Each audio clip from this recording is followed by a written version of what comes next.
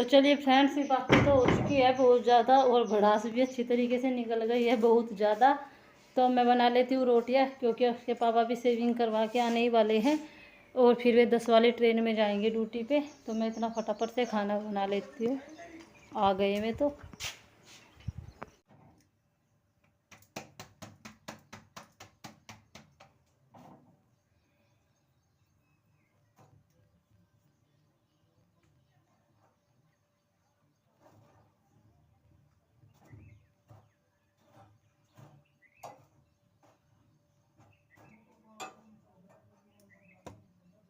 Hello friend, कैसे हो आप सब? आई होप आप सब बहुत अच्छे होंगे। हम भी ठीक है। और टाइम हो चुका है, सुबह के 9:30 बज रहे हैं। अक्स के पापा तो भी दुकान पे गए हुए, अभी भी आए नहीं। तो मैंने सोचा कितना अपनी वीडियो बना लूँ। और अक्स जा चुका है स्कूल, वीडियो इसलिए आराम से बना रही हूँ क्योंकि फिर बच्चे शोर करते हैं तो आवाज़ नहीं आती अच्छी तरीके से। एक बार मैं पंखा ले लेती हूँ क्योंकि गर्मी तो सुबह से ही चालू हो गई है। और छत का पंखा मैंने इसलिए चला रखा कि फिर आवाज़ बहुत आती है तो वीडियो क्लियर नहीं बन पाती और आवाज़ भी सही नहीं आती है वीडियो में।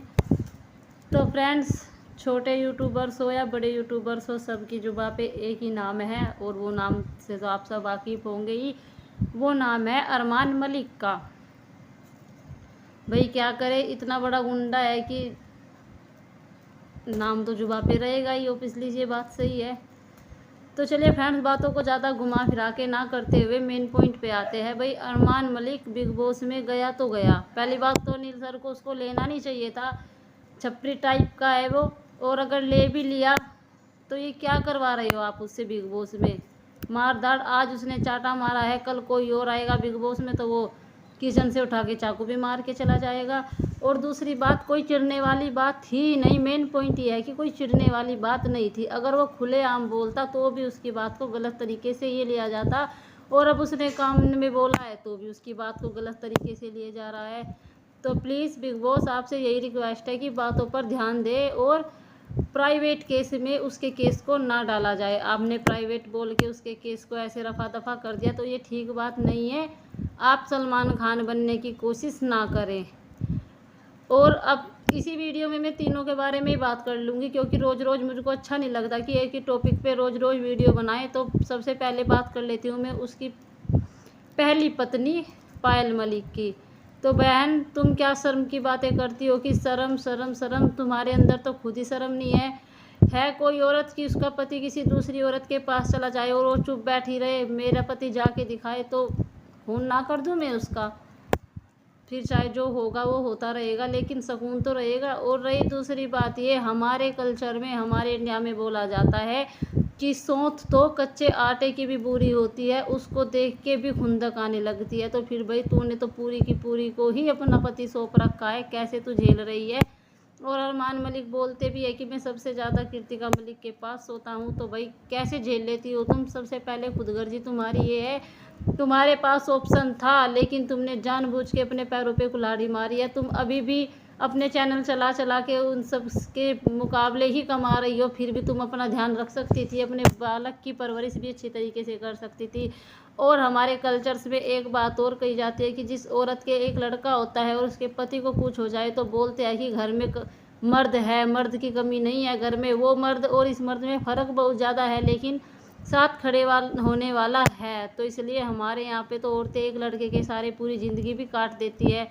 फिर तुम तो एक पहचान भी थी तुम्हारी भाई उस टाइम पे, लेकिन तुमने अपना सब कुछ खुद ही डुबा डाला। और रहे तुम्हारे मम्मी पापा की बात, क्या पता तुम्हें वे भी बुला लेते, तो उनकी कोई गलती ना हो के सारी गलती तुम्हारी है। और अब बात कर लेते हैं कृतिका मलिक की। वो काम हो गया कि मान ना मान मैं तेरा मेहमान, ना शकल में ना सूरत में। और शायद इसी वजह से उसको, अरमान मलिक को, चिढ़ भी आ गई हो। क्यों भाई, इतनी सुंदर तो तेरी बीवी है नहीं। और पहले थोड़ी सी गलती यहाँ विशाल की है कि उसने उसकी बीवी को सुंदर बोल दिया। अरे भाई वो सुंदर नहीं है, तभी तो उसको इतनी खुंदक आई, किसको सुंदर बोल दिया। और रही बात भाग्यशाली की, भाग्यशाली वर्ड कोई गलत नहीं है, लेकिन वो अपने आप को भाग्यशाली इसलिए नहीं मानता कि उसको दोनों पत्नियों से मन उब गया है और वो तीसरी नहीं ला सकता, तो वो अपने आप को अनभाग्यशाली मानता है। वो बोल रही थी पायल मलिक कि आप अपने मम्मी पापा को भी ऐसे बोलते हैं। हाँ जी हाँ, मैं खुद के लिए बता रही हूँ। अगर हमारी मम्मी कोई अच्छा काम करती है और हमारे पापा बोले कि तेरी मम्मी ने ऐसा कर दिया, तो हम भी अपने पापा को बोलते हैं कि पापा आप बहुत भाग्यशाली है जो आपको हमारी मम्मी, हमारे जैसी मम्मी मिली, मतलब कि मेरी मम्मी मिली। कहने का मेन पॉइंट ये है कि हमारी मम्मी मिली, वरना हमें पता नहीं कैसे पापा मिलते और पता नहीं हमारी मम्मी को कैसा पति मिलता। तो आप भी भाग्यशाली हो, हम भी भाग्यशाली है कि हमें इतनी अच्छी मम्मी मिली है। भाग्यशाली कोई गलत वर्ड नहीं है, लेकिन वो अपने आप को अनभाग्यशाली मानता है कि वो तीसरी पत्नी नहीं ला सकता।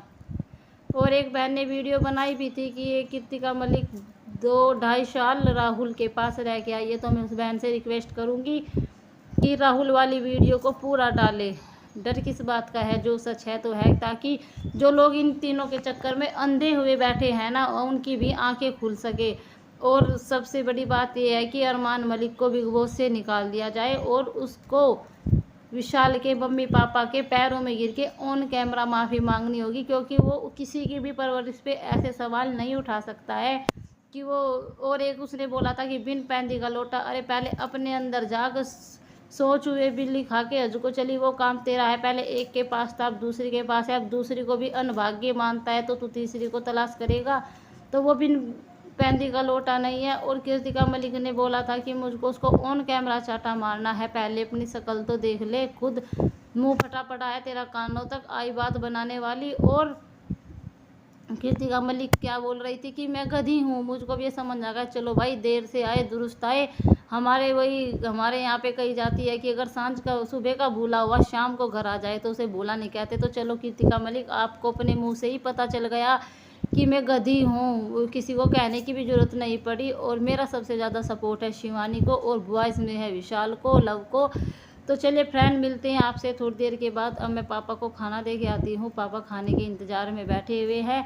तो वीडियो को ज़्यादा से ज़्यादा शेयर करें, कमेंट करें और चैनल को सब्सक्राइब करें। वैसे तो मैं कभी बोलती नहीं हूँ अपनी वीडियो में, 1.5 साल हो जाएगा अब मेरे चैनल को चले हुए, लेकिन आज तक मैंने कभी वीडियो में ऐसा नहीं बोला। बच्चे बोल दे तो अलग बात है। तो भाई अरमान मलिक, तुम दूर ही रहो बिग बॉस से तो अच्छा रहेगा, इसको निकाल दिया जाए।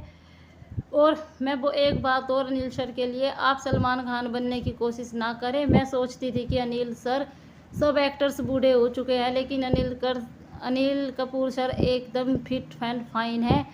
तो भाई लगता है कि अब उनके दिमाग पे भी बुढ़ापे की चाबी चढ़ चुकी है। तो प्लीज़ अपनी बुढ़ापे की चाबी को उतारिए और आँख खोल के सब कुछ देखने की कोशिश करें। चलिए तो फ्रेंड, बस यही कहना था। मन की भड़ास बहुत ज़्यादा निकल चुकी है, अब और कोई भड़ास नहीं निकालनी है। तो चलिए फ्रेंड, करते हैं हम इस ब्लॉग का यहीं पे एंड। मिलते हैं आपसे कल एक और नेक्स्ट ब्लॉग में। सभी अपना ध्यान रखिएगा। और ब्लॉग्स आने में काफ़ी टाइम लग गया। वीडियो तो मैं कई दिन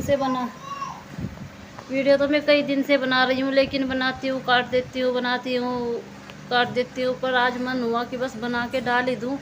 जो अपना काम है वो भी अपना फ़र्ज़ पूरा करना चाहिए, क्योंकि ये भी हमारा डेली रूटीन ही है। पर कभी कभी मिस हो जाता है, कभी कभी मन नहीं करता, कभी क्लिप अधूरी रह जाती है, तो कुछ ना कुछ वजह हो ही जाती है। तो चलिए फ्रेंड्स, वीडियो को ज़्यादा से ज़्यादा शेयर करें, कमेंट करें, लाइक करें और सब्सक्राइब करें। बाय बोल दो।